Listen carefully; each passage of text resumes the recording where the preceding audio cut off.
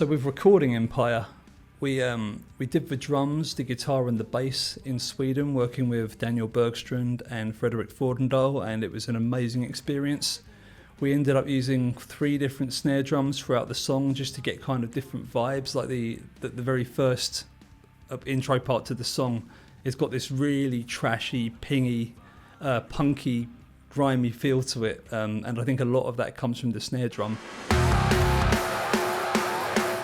In the verses, it's one of Suntory's go-tos. I won't bore you with the different types of drums, but then we mixed up between those two for most of the song, and then the outro we used a Black Beauty, which is just really dense, and it's like a black hole exploding. You know, this huge weight behind it, which really fit the part and the kind of grindy vibe to it.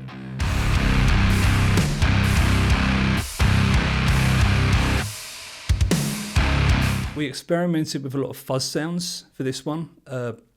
You'll see our lead guitar player, a lot of the lead parts he's doing in the verses are using a very specific kind of fuzz, which I will find out the name of.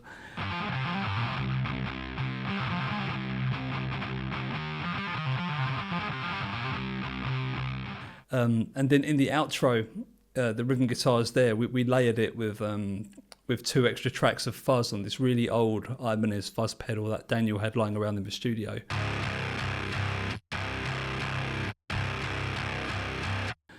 And I just thought the texture ended up being, it's super heavy, but it also sounds kind of fresh. It doesn't sound like your cliche of kind of metal heaviness. So playing with that was really, really enjoyable. And typically, as we tend to do, we didn't have any vocal ideas when we went to the studio. So the vocals were a photo finish 1 week before the mixing deadline.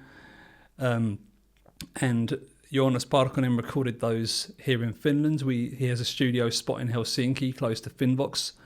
And we just bounced ideas around together. He came up with the vocoder idea in the first verse, which I thought added a lot of kind of space to this otherwise quite sparse feeling section.